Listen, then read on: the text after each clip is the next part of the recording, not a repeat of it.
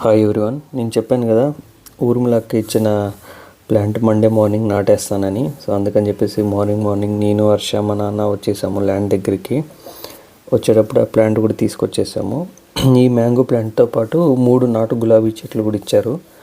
అవి తర్వాత నాటుదాం, ఫస్ట్ ఇది నాటేసి నాకు మళ్ళీ వర్క్ టైం అయిపోతుంది ఆఫీస్కి అని చెప్పేసి నేను వెళ్ళిపోదామని ఫస్ట్ ఇది స్టార్ట్ చేసాము. ఇలా మనం మొక్క పెట్టేటప్పుడు ఆ రూటింగ్స్ కొంచెం లూజ్ చేయాలంట, అప్పుడు కొంచెం పక్కన ఎక్కువ ఏర్లు వస్తాయి అన్నారు. అండ్ యాక్చువల్లీ ఇది స్టోరీ ఏంటంటే, అక్క కార్లో వెళ్ళారు, వాళ్ళు కార్లో వస్తారని చెప్పేసి పెద్ద ప్లాంట్ తీసుకున్నారంట. తీసుకున్న తర్వాత కొన్ని వాళ్ళకు కొంచెం ఫంక్షన్ ఉండి, మ్యారేజ్ ఫంక్షన్ ఉండడం వల్ల షాపింగ్ కోసము వాళ్ళ హస్బెండ్ అక్కడే ఆగిపోయారంట. కార్ కావాల్సి వచ్చి అక్కడ ఆగిపోయారు. అక్క ఇంకా బస్సులో వచ్చారు అంత దూరం నుంచి, almost 400 kilometres.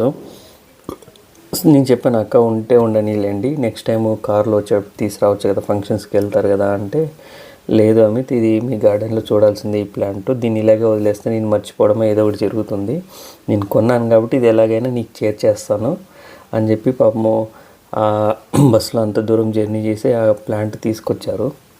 And that gift మళ్ళీ ఫ్రీగా.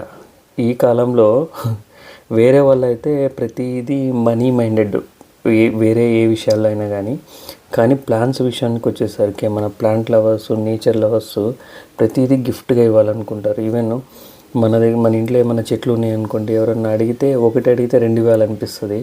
అలాంటి మైండ్ సెట్తో ఉంటాం మనము. టు బీ ఆనెస్ట్ చెప్పాలంటే, ఎవరైతే ఈ గార్డెనింగ్ కానీ ఈ ప్లాంట్ లవర్స్ ఉంటారో వాళ్ళు చాలా ప్యూర్ సోల్స్ ఉన్న వాళ్ళు. సో నాకు చాలా హ్యాపీ అనిపించింది. ఫైనల్గా ఈ చెట్టు నాటేసాము. ఇంటికి వెళ్ళిపోతాను, ఆఫీస్కి వెళ్ళాలి కదా, లేట్ అవుతుందని.